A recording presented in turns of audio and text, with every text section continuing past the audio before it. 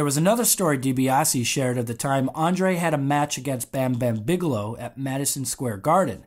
Bigelow wasn't happy at all with how the match was going, and Andre wasn't cooperating. And so afterwards, Bam Bam threw all his stuff together in the back, walked out, and he quit. Bigelow later said that Andre was right, as he realized later that he did have a horrible attitude. What was your dealings like with Bam Bam Bigelow? Well, I was his bitch. So, Explain. Yes, I will. It was Bam Bam Bigelow against Leaping Lanny back in the babyface days before I became the genius full of glory and renown. Right. And I sure enjoyed being the genius a hell of a lot more than being Leaping Lanny, thanks to a guy named Hulk Hogan. So I would wrestle Bam Bam Bigelow, and he was an arrogant prick, and he was horrible, and I thought he sucked, and he never washed his gear. One time he had me in the leg scissors, and it smelled like, I don't know, a cross between ammonia and cat piss. Oh. And I was starting to doubt whether or not I made the right career choice by getting into the ring at all. So I looked at the schedule, and it looked like I had about 7 more matches with Bam Bam Bigelow, and that was it. So I said, just like a condemned, murderer on death row, I was Xing off the days. Yeah. I was going to be free after this. Oh. You were biding your time. Yeah. Now, I'll say something nice about Bam Bam. There's got to be something nice.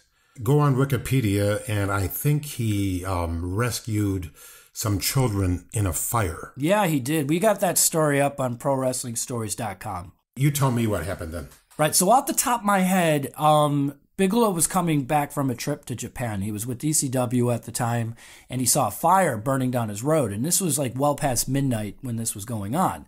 And he heard kids screaming from inside of this house. And so what he did was he busted through the door, went upstairs.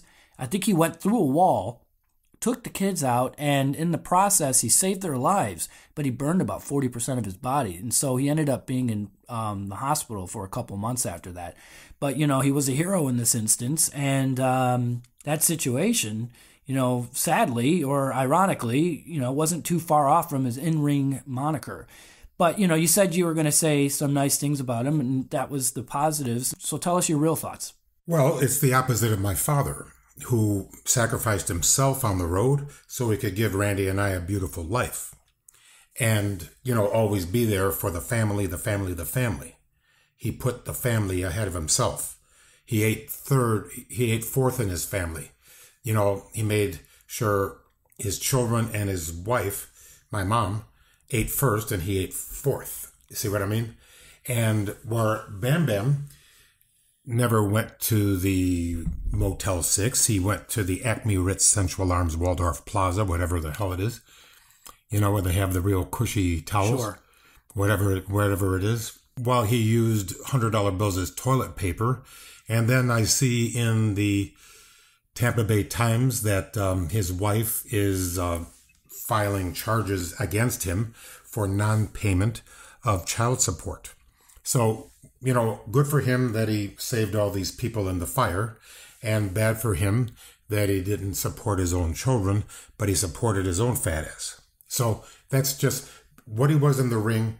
Yeah, he had a poor attitude. And I remember, I believe we're in the Boston Garden, and he's a little late, and he's bragging about something. He says, "Hey, I just got a blowjob from an arena rat." And so I said, right in front of the boys, and I said, "Did you keep the receipt?" He says, "What do you?" And everybody laughs. And he says, "What do you mean, Poffo?" I said, "You are a very ugly man. And I just thought if somebody gave you a blowjob, that you must have paid them." And everybody laughed. And he says, "What, do you want to get trouble with me?" I said, "It's got to be easier than working with you." Oh. And everybody laughed. You see what I mean? And my plan was to kick his patella. Now, don't bother looking it up. That's your kneecap. Okay? And, that's what I do to fat people. And anyway, I didn't like him. And he never thanked me when I would lose to him on TV. I mean, on all these shows, I would lose, and they never said thank you, nothing. And it's etiquette to thank the person because they're not jobbers. They're the ones that make you look good and you know better. Oh, yeah!